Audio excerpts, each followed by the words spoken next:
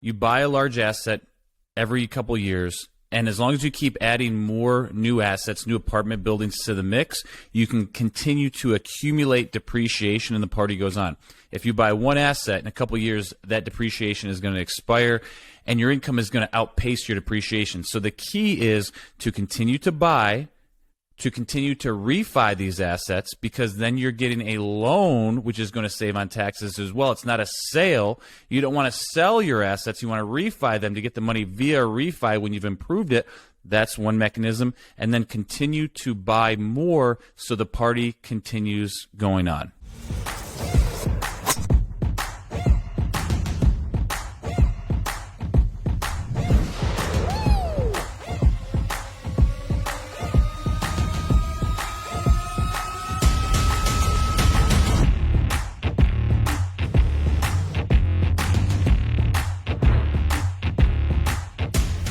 Hello, Brady Jing Gino here, and today we're discussing ways to lessen your tax burden through apartment investing. Gang, it's tax season, and apartment investing is a great way to lessen your federal income tax. But let's be clear, you ain't getting free. You ain't escaping the tax man. We pay a ton in taxes. We pay plenty of property tax. Possibly you could be paying franchise and excise tax and sales tax. But apartment investing is a great way to offset that federal income tax with depreciation. And a wise man once said, this is what my Papa G-Funk told me, a wise man once said, it's not what you make, it's what you keep, and we are going to help you keep more of your hard-earned money in this episode. So, Mr. G-Daddy, please break down the ways to save on taxes via apartment investing, sir. Thank you. Wow, that intro really demands a like. I mean, if you're listening to this... Step up to the plate, Don Mattingly. Give us a little like, subscribe to the channel, because what we're going to be discussing in the next 10 minutes could be life-changing for a lot of the people listening out there. The average American... It was for me, that's for sure, when we started. Totally life-changing. The average American, 35% of their income goes to taxes. Wait. Federal income tax, probably. Is that totality? This is federal. So okay. You make $1.3 million, $480,000 of the money you've earned over your lifetime. The average American is gone. Is gone. Completely gone. To that one tax, though. I mean, there's a million other ways they're going to get you. So that is total taxes. We're talking in the totality, not just federal. Okay. Everything. Okay. So if you make $1, 35 cents of that is completely gone. Because I know federal, folks in New York City are probably closer to 55%. So let me get to it. The top 50% paid 97.7% of all the federal income taxes. I didn't hear you. In 2020. What did you just say? The top 50% of earners paid almost the entire federal tax in 2020. Sounds like their back hurts. The top 1% paid 42.3%. Think about that. So this show is for those people, for people actually paying taxes, right? They're carrying their weight, huh? Holy shit. There's a lot of them. And I'm going to really break this down, because when I heard this on TV, I almost wanted to vomit. And it was just so sickening to me, because we never think about it. If you're paying 35% of all your money goes to taxes, you're basically working until May 1st for the government. So the first 4 months, we're in month 3, baby. You still haven't gotten a You're not even working pocket. for the government anymore. You're working for Ukraine, baby. Half that's going to Ukraine right now, right? Wherever it's going. I don't give a shit where it's going. It ain't going in Jake and Gino's pocket, and it ain't going in your pocket. So if you're paying 35% of your income, what's going on? You're working till May. Hold on, Gino. You know how laundering works, right? Money laundering. It's going to Ukraine, and then it's going back to people on like little offshore shit. So it's not even the poor folks of Ukraine, man. It's not even fair. You know they're laundering that shit, scumbags.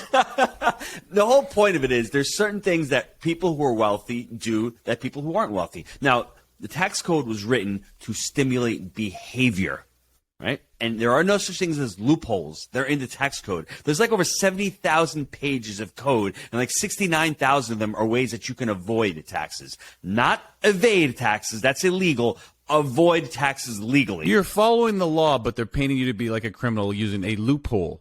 Is Absolutely. it the law or is it not the law? Okay? It's the law. Play the game. And most of us don't realize it. I didn't realize it. Educate yourself and play the game. Stop bitching. That's Boom. right. So what happened?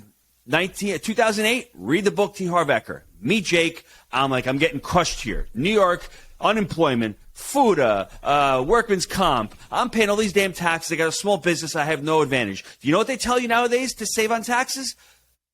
Funnel up. Put the money in 401ks. Do 529s. That's not that's not saving on your taxes. That's, for the most part, deferring taxes. That's a money concentration camp. You want your baby money soldiers to go there and die. You're not paying on the seed. You're paying on the harvest, which is worse. You're just kicking the can down the road like the government. You don't want that to happen, because what's going to happen is taxes are rising. You see Biden's new budget? Yeah, great budget. What's going on with them taxes? They're not going down. They're going up. So pay them today so you don't have to pay them tomorrow. But how are we going to avoid them? First one, cost segregation. Very simple. As real estate investors, if you have the real estate professional designation, it's an absolute home run. Not going to go into it in this podcast. So, Gino, you buy an apartment building, and as a real estate professional, you get a cost segregation study, very affordable, maybe $4 or $5 grand, something like that. And then that accelerates your depreciation on that apartment building, correct? Macro accelerated cost recovery system. Damn, that's so sexy. You like that, baby? Talk dirty to me. Talk dirty to me. Bro, man, talk dirty. Isn't it nice, that money you save? And what happens is you get to this asset, and this asset, the multifamily, the home, has different components. The lives of these components, whether it's a roof, whether it's driveways, whether it's these fixtures we're looking at, they're segregated into different buckets, whether it's a 5-year bucket, 10-year bucket, 15-year bucket, or the 27.5-year bucket. They're segregated into those buckets. You're able to put them and depreciate them alongside that. So obviously, I'm not sure what the flooring is, but let's say flooring lasts 10 years. They're going to put that in the 10-year bucket, and they're going to depreciate over 10 years. But what the Jobs Act did was you're able to actually accelerate that, those 5, 10, and 15 years, those shorter components, all on day one. Now, in 2022, you're able to, write that off 100%. Now it's at 80%. But can you imagine, on an asset, on average, you're able to depreciate between 20 and 25% of that total asset value on average. We're not here. We're not accountants. This is not the rule of law. Go Google it. Find a cost segregation specialist. Get an expert. It's a team sport. We're just telling you what people are doing. This is an engineered study. Exactly. If you want to have no problems with the IRS, you go find a company like the ones that we use. If you want to find out who we're using, email me, Gino@jakeandgino.com. I'll hook you up, because it's really important that you go with the professional who's done thousands and thousands of studies. This is really, you want something that is really, beholden to the law and follows the law. But these things will set you free, because what you're doing is you're depreciating the property. You're able to write it off. And what you're doing, as we are real estate professionals, because we have the designation, we're able to write off all of those losses against our active income. Now, if you can't qualify, you're still getting passive income versus passive losses. So if you have an asset that's cash flowing, you're able to write off that cash flow. So think about that as well. It's an amazing tool to be able to use that. So Google real estate professional, Google cost segregation, do more research. But I don't want to hear you complaining that, oh, Trump or oh, Biden doesn't pay taxes. You know why? Because they're using cost segregation on anything that they own, Jake. They wrote the playbook. They're playing the playbook. They're running the game. Hey, here's actually how it works in practice. You buy a large asset every couple years, and as long as you keep adding more new assets, new apartment buildings to the mix, you can continue to accumulate depreciation, and the party goes on. If you buy one asset in a couple years, that depreciation is going to expire, and your income is going to outpace your depreciation. So the key is to continue to buy, to continue to refi these assets, because then you're getting a loan, which is going to save on taxes as well. It's not a sale. You don't want to sell your assets. You want to refi them to get the money via refi when you've improved it. That's one mechanism. And then continue to buy more so the party continues going on.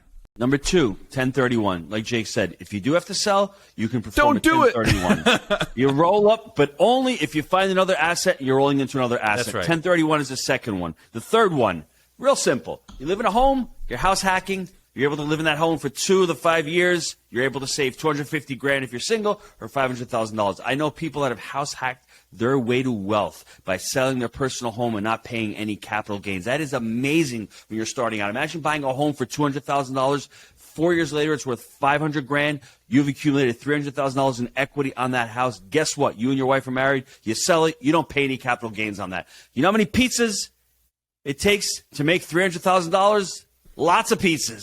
Years and years of pizzas. So if you can do that with I one wish home, I could get a good slice around here. Dude, you're making me hungry right now. So think about that. 1031.